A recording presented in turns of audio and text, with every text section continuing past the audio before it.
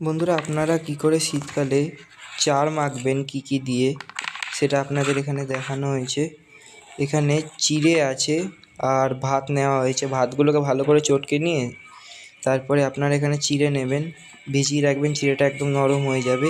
রুই আর কাতলায় চিড়ের যে তেলটা বেরোবে ওটাতে বহুত আসবে, এত পরিমাণে রুই কাতলা হবে যে আপনারা দেখতেই পাবেন চারটা।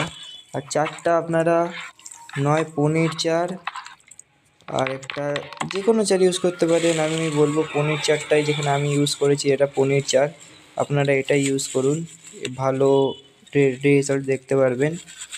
আর চারটা দেখুন আমরা কী করে মাখি, এরপরে কী টোপটা মাখলাম ওটাও দেখাবো আপনাদের, আপনারা ভিডিওটা পুরো দেখুন। এগুলোকে ভালো করে একবারে মিক্স করে নিয়ে এগুলোর মধ্যে অল্প আটা দেবেন অল্প।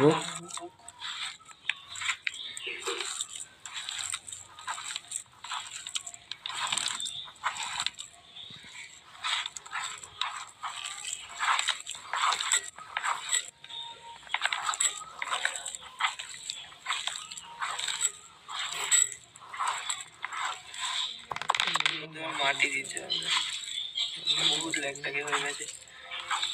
আটা দিয়ে পাইল বন্ধ করো।